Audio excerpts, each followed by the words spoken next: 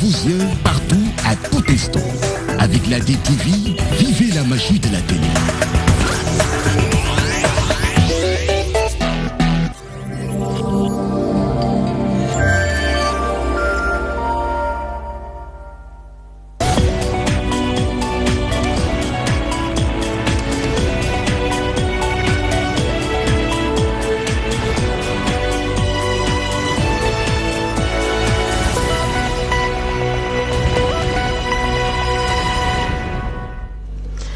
Merci de votre fidélité renouvelée à la magie de la télé. 20h, les titres de ce journal.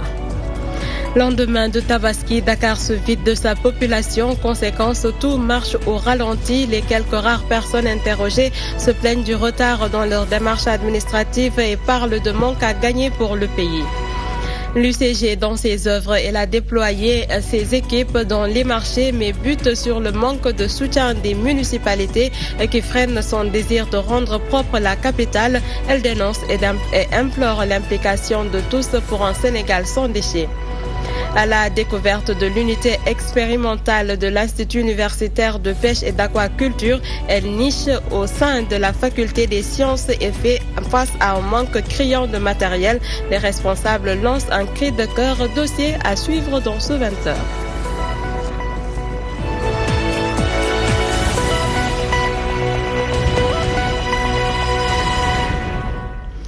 Bonsoir à toutes et à tous et bienvenue. Les activités sont au ralenti en ce lendemain de fête de Tabaski. Les Sénégalais se plaignent des retards administratifs notés dans les entreprises à cause du manque de personnel. Cependant, d'autres plus compréhensifs estiment que la plupart des personnes n'habitent pas à Dakar, suivant le reportage de Awaba. Personnes circulent dans les rues de Dakar, difficile même de trouver un interlocuteur en ce lendemain de la fête de Tabaski, une situation que celui-ci juge anormale. Vu que ce n'est pas un jour férié, tout le monde devrait travailler normalement. C'est ce qui fait avancer le pays vraiment, dans la mesure où on a passé la fête en paix, alors qu'au moment de prendre leur salaire, ils ne sont jamais en retard. Cette femme abonde dans le même sens et se plaint des lenteurs administratives. Que ça ralentit, surtout l'administration. Comme je l'ai dit, pour aller chercher un papier extrait de naissance, tu ne trouveras personne. Parce qu'il n'y a personne. Même les rues sont vides, il n'y a personne. Il n'y a pas de bus. Un bus qui vient 30 minutes après, une heure de temps après, un autre vient. C'est vraiment dommage pour le Sénégal. Et on se dit que c'est un pays émergent. Par contre, ce vieux trouve normal ce vide à Dakar. Il estime que la plupart des personnes vont dans les régions pour passer la fête en famille. Ça se comprend aussi qu'au lendemain de la fête, les gens ne sont pas là, les gens ne sont pas présents. La majorité des gens voyagent. Ils vont passer la Tabaski chez eux. La plupart des gens n'habitent pas Dakar. Ils habitent à l'intérieur du pays, dans les régions. Vu l'éloignement et tout ça, ils sont obligés de faire quelques jours chez eux, le temps de se reposer et de revoir leur famille.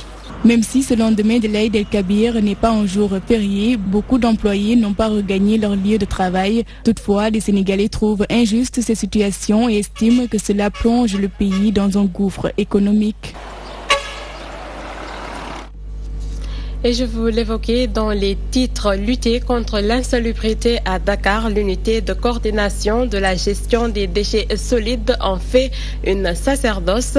En ce lendemain de fête, ces techniciens de surface se sont rendus dans les marchés pour poursuivre leur opération Set-Setal. Ils déplorent l'absence de soutien des communes mais aussi de la population. Toutefois, ils estiment que la sensibilisation doit être de mise pour faire de l'appel du chef de l'État pour un Sénégal propre une réalité, suivant le reportage de Anta Diédhiou. Ce lendemain de la fête de Tabaski, les ordures campent le décor dans les marchés, une situation que l'unité de coordination de la gestion des ordures solides souhaite éradiquer. Parce qu'aujourd'hui, comme c'est le lendemain de la Tabaski, donc c'est les dispositions que l'UCG a eu à prendre pour gérer les après-fêtes. Nous avons quasiment bouclé hier le travail avec les éléments. À partir de 6h du matin, nous nous sommes déployés sur les grandes artères. Pour ces techniciens de surface, le manque de soutien des mairies rend difficile leur travail. Nos agents, ils n'ont pas le droit d'accéder à l'intérieur. Donc il est de la responsabilité de la commune et aussi des responsables du marché de faire sortir les ordures en attendant maintenant que nos équipes viennent pour faire le raclage. Je pense qu'ils ne travaillent pas la fête, moins que le lendemain de la fête, ils ne sont pas encore là. Donc nous, comme on a mandat, et ça c'est le ressort de la mairie. Donc advienne que pourra, nous on va se mobiliser. On va se déployer en tout cas pour remettre à zéro le marché. Ils disent appliquer l'appel du chef de l'État pour un Sénégal propre et invitent à le respecter et misent sur la sensibilisation. Les problèmes de comportement existeront toujours. Quand le président va jusqu'à faire un appel pour un changement de comportement responsable, c'est parce qu'au moins il y a une situation qui est alarmante. Il resterait maintenant à renforcer maintenant cette communication, à les sensibiliser davantage pour qu'au moins que chaque ménage ait un poubelle réglementaire et que les déchets soient bien conditionnés. Les agents de l'UCG sont sur le terrain pour lutter contre l'insalubrité, mais malgré les efforts de ces derniers, les ordures joncent les rues de la capitale. Selon eux, pour une réussite de leur objectif, il faut une forte implication des communes, mais surtout de la population. Direction Saint-Louis, la ville la plus quatriée en récipient de collecte des ordures, mais fait partie des villes les plus sales. L'indiscipline des habitants est indexée. Le ministre Abdou Karim Fofana pense que pour mettre fin à l'incivisme, il faut commencer à appliquer l'arsenal juridique prévu en la matière. Il demande par ailleurs aux pêcheurs de libérer les berges du bras du fleuve à Saint-Louis pour l'intérêt de tous. Saint-Louis, où nous retrouvons Abdou Karim Fofana avec Gambé Diagne. Nous sommes déterminés, comme nous l'avons dit, nous sommes déterminés à agir, mais nous sommes déterminés aussi à pérenniser les actions. Il ne s'agit pas de venir faire des actions sporadiques et puis disparaître dans la nature. L'idée du président de la République, son instruction est de mettre en place un schéma définitif qui nous permettra de changer de pratique et de sortir le Sénégal d'une certaine pratique et d'une certaine léthargie en matière d'hygiène publique et d'encombrement. Je vous l'ai dit tout à l'heure, on en est au-delà. Moi, mon idée est de proposer au président de la République des textes de loi qui vont réaffirmer des principes qui existent déjà dans le code de l'hygiène publique, mais aller jusqu'à créer, pourquoi pas, comme à Nairobi, au Kenya, un juge des référés pour sanctionner les personnes qui vont contrevenir à toutes ces règles d'urbanité et on ne peut plus faire l'économie de ces règles et de ces sanctions puisque notre pays est proche d'un péril environnemental à cause de nos comportements. Ils vont être conscients de cela et prendre la mesure de la gravité de ce que nous vivons. Alors, je n'ai pas la prétention de tout prévoir et d'avoir la solution tout de suite. Mais ces questions ont été posées et c'est important. La commune de Saint-Louis a une particularité. Une bonne partie de la ville est sur une île et la pêche représente une des activités phares historiques de la commune. Donc l'idée n'est pas de dénaturer cette activité. Mais comme nous l'avons dit à Dakar, à Thiès, à Diourbel, ces activités doivent être organisées. Le problème du Sénégal, c'est un problème d'organisation. Retour à Dakar, affaire Idrissa Fall Cissé, la COS M23 dénonce et repose le débat sur l'article 80. Son coordonnateur affirme que c'est une disposition juridique qui est en voie d'être banalisée. Toutefois, il soutient que nul n'a le droit de proférer des injures au nom de la liberté d'expression. Voici les propos de Abdourahmane Sow, le coordonnateur du M23. Nous estimons au niveau de la COS M23 que l'article 80 est un couperet qui tombe sur la tête. En tout cas, au-delà même des activistes qui sont intimement interpellés, beaucoup d'acteurs politiques dans le passé, actuellement sous le régime policier, cet état policier quand même auquel nous faisons face dans le cadre de la défense des intérêts des populations selon notre concept. Alors hier c'était Mame Adama Gueye, aujourd'hui c'est Idrissa Fall, demain sera un autre. Nous en sommes au point de banaliser effectivement cette disposition constitutionnelle portant sur l'acte 80 et qui fait état d'offense au chef de l'État. Moi je pense que en fait autant la Constitution que certaines dispositions doivent tellement être sacrées qu'elles ne doivent pas être banalisées du jour au lendemain. Même s'il est vrai par ailleurs que nous pouvons quand même dire qu'il ne soit pas réellement besoin, en tout cas si c'est le cas de M. Fall, pour un autre aussi, de tenir des propos injurieux ou en tout cas insultants à l'endroit du président de la République. Nous n'avons rien à y gagner dans le cadre du combat très important que nous sommes en train de mener. Au-delà, nous devons servir des modèles. Ne serait-ce que pour la dignité humaine, moi je pense qu'il n'est pas bien d'injurier ou bien d'insulter une personne ordinaire. À fortiori, le président de la République, c'est une institution qui incarne effectivement la souveraineté des Sénégalais. Même si dans le cadre de de ses fonctions, on le voit poser des actes antidémocratiques qui ne cadrent pas avec notre vision du concept. Nous devons avoir de la retenue. Rahman Sow, coordonnateur de la COS M23, qui revenait sur l'affaire Idrissa Fall qui repose le débat sur l'article 80. Recrudescence des accidents de la route pendant les fêtes, Gora Khouma situe les responsabilités. Selon le secrétaire général du syndicat des transporteurs routiers du Sénégal, les défaillances techniques et le non-respect du code de la route sont entre autres les causes. Il invite l'État à réduire les postes de contrôle tout en étant sévère lors des visites techniques. Suivant donc Gour Khouma que je vous propose d'écouter.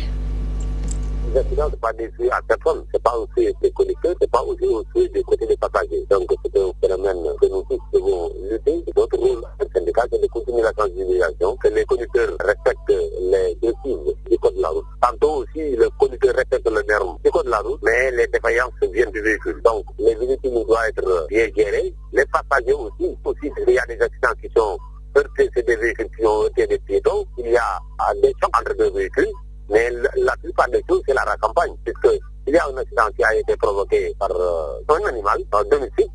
Donc là aussi, il est toujours normal que les populations aussi en aient conscience pour vraiment plus gérer leur bétail. Chacun joue son rôle. Les populations doivent gérer leur bétail. Moi, conducteur aussi, je dois savoir conduire et respecter les normes, les consignes du code de la route. Mais aussi, le véhicule en tant que matériel aussi, doit répondre aussi aux normes. Donc c'est pourquoi c'est un ensemble. Aussi les services de contrôle aussi doivent jouer le jeu, puisque au moins faire un contrôle normal pour pouvoir régler certains cas. Aussi, le nombre de postes de contrôle aussi peut freiner alors le temps. Et puis à chaque fois que le conducteur dépasse un poste de contrôle, il faut encore rattraper le temps perdu. Et puis ça peut créer des problèmes. Donc moins de contrôle, plus un contrôle sévère, un contrôle normal. Justement, les habitants de Cambaren disent cohabiter avec le danger. Il ne se passe une journée sans qu'il y ait accident sur la VDN 3. Inquiets pour leurs enfants, ils exhortent l'État à trouver des solutions face à cette situation qui hante leur sommeil. Reportage à Cambaren avec Awachao. La pilule est toujours difficile à avaler pour ces habitants de Cambérène qui font face aux nombreux accidents sur ce pont. Une situation qui juge regrettable et invite l'État à créer des passerelles. Il y a trop d'accidents ici. Presque chaque jour, nous enregistrons des accidents. Et le plus clair du temps, c'est de ce côté-là. Si on pouvait vraiment nous construire des passerelles, ça serait génial. Il n'y a pas de panneau de signalisation sur cette voie. Souvent, les automobilistes empruntent les sens interdits. Même si c'est une autoroute, il devrait y avoir des ralentisseurs. Les enfants traversent n'importe comment. Toutefois, la responsabilité des parents est mise en évidence. Nous qui travaillons ici, nous assumons pleinement nos responsabilités. Des fois, on retourne des enfants qui devaient aller à la mer. Les parents ont vraiment démissionné. Sur cette voie, il y a trop de morts. Il y a eu récemment une collision entre deux cars. Il y a des accidents d'une gravité incommensurable tous les jours. Si on pouvait vraiment nous mettre des passerelles, les voitures roulent à vive allure. Pour leur bien-être, ces habitants de Cambérène continuent de réclamer des passerelles.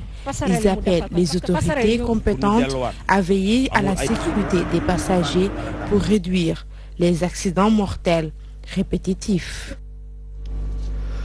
Et puis, le comité scientifique de pilotage des journées de mise à niveau installées, il va permettre au secteur privé de tirer profit de la zone de libre-échange continentale, mais aussi développer les petites et moyennes entreprises.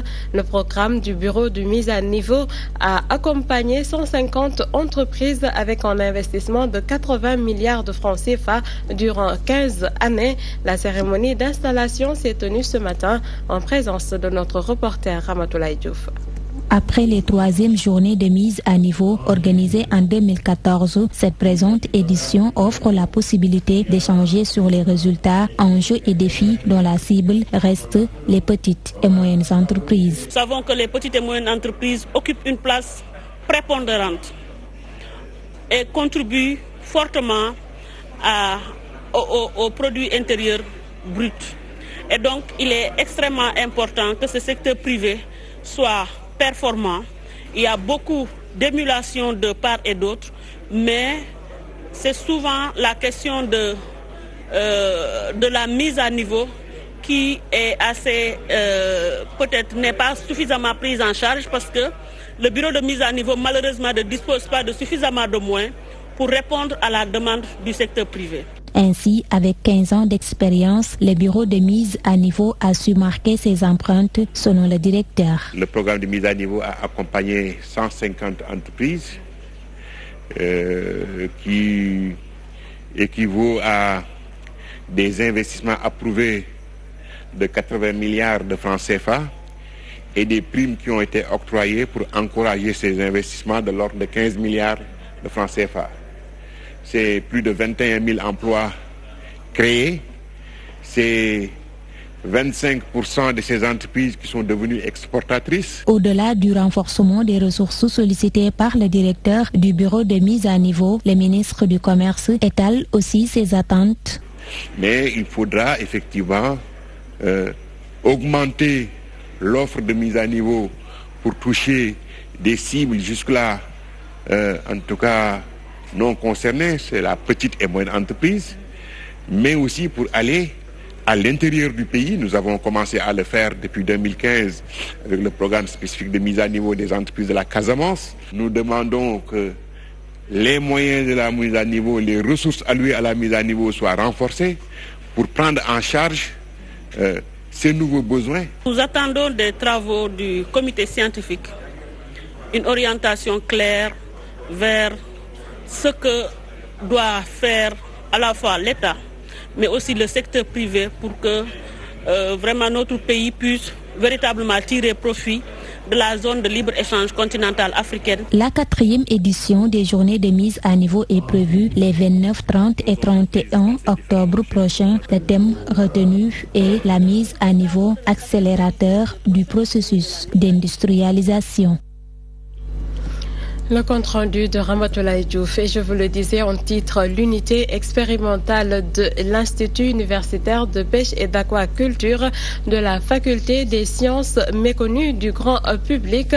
Sur place se fait la recherche de la pêche et de l'aquaculture, mais les moyens font défaut selon le responsable et le technicien. Il plaide pour de nouvelles infrastructures et interpelle les autorités à la découverte de cette unité expérimentale de pêche et d'aquaculture avec Maïmouna Niane. Le portail est bien fermé, rien ne renseigne sur ce qui se fait à l'intérieur. Nous sommes bien à l'unité expérimentale de l'Institut universitaire de pêche et d'aquaculture de la faculté des sciences et techniques. Se trouve entre la BI, le restaurant des professeurs, le jardin botanique, les locaux de ZEDA et la LPA. Une fois à l'intérieur, l'atmosphère change complètement. Comme vous le voyez, la serre à son sein comprend 12 bacs en fibre de verre, c'est les bacs que vous voyez là, de capacité 1,2 m3 chacun. On a 2 bassins, l'un en béton, c'est ce bassin-là, et l'autre en bâche. Le bassin à béton est de 25 m3 et l'autre est de 20 m3. On a des réservoirs. L'un, c'est là-bas que vous voyez en haut. C'est 2 m3 et une cuve de 10 m3. Sur place se fait la reproduction artificielle. La pêche est bien à l'honneur. Il est mignon. Ici, on fait ce qu'on appelle la reproduction artificielle du Calarias, c'est-à-dire le poisson-chat africain. Pour cette reproduction, on utilise des mâles et femelles qui sont bien portantes, qui ne présentent pas de déformation ni de maladie. Après avoir sélectionné les géniteurs, on va passer à l'induction de la ponte. C'est-à-dire, on va sacrifier un individu et on va extraire l'hypophyse, on va l'injecter à la femelle. C'est cette hypophyse-là qui va accélérer la maturation des œufs. Arrivé le lendemain, on va prendre la femelle, on presse les œufs, on sacrifie encore un mâle pour extraire la laitance et on mélange la laitance avec les œufs pour la fécondation. Mais pour l'incubation, on utilise des plantes. Parfois, on utilise des jacinthes d'eau douce ou bien des laitues. On utilise aussi d'autres sports, c'est-à-dire des cadrans moustiquaires pour faire aussi l'incubation. Les occupants des lieux font un travail gigantesque malgré le peu de moyens dont ils disposent. Les responsables de cette unité listent leurs difficultés. Si vous voyez un peu, l'enceinte est quand même très petite. Également, le technicien l'a dit tout à l'heure, on a des problèmes par rapport à l'aliment, parce que nous fabriquions de l'aliment, mais la contrainte majeure, ce n'est pas les formulations ou bien la fabrication en tant que telle, mais c'est les équipements de fabrication qui nous manquent. Par exemple, ce qu'on appelle extrudeuse, ce qui nous permet de fabriquer des aliments flottants.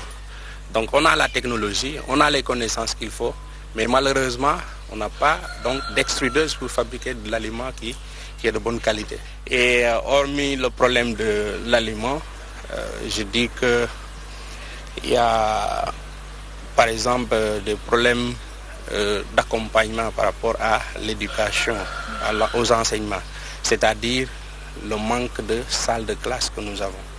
Normalement, on devait avoir une unité digne de nom, où il y aurait quand même peut-être les logements des étudiants ou bien une petite unité là où les étudiants pourront se mettre pour travailler. Mais vous voyez à côté, donc on a mis des bacs, renversé des bacs pour pouvoir s'asseoir et faire correctement le boulot. Donc ça quand même, ça nous manque au sein de l'unité. Pourtant, méconnu du grand public, mais les étudiants ont l'habitude de visiter cette unité expérimentale. Je ne dirais pas 24 sur 24, mais chaque jour quand même, il y a beaucoup d'étudiants qui viennent, qui travaillent. Certains étudiants viennent pour demander des informations, effectivement, donc on donne facilement. Créés en 2005, les agents de l'unité expérimentale de l'Institut universitaire de pêche et d'aquaculture interpellent les autorités afin d'avoir de nouvelles infrastructures, ceci dans le but d'élargir leur reproduction.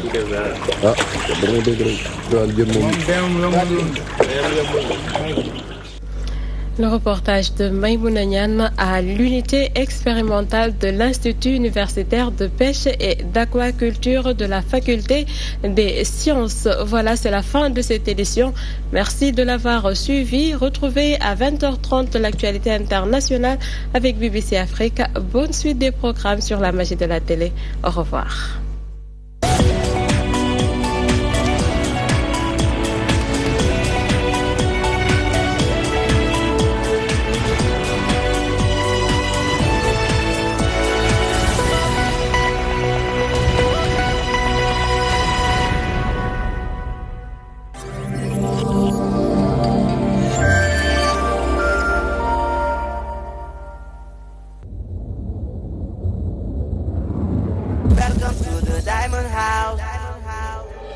sunu papa dafa taxawoon pour liggéeyal ñu lépp ñu bañ a soxlaal kenn dara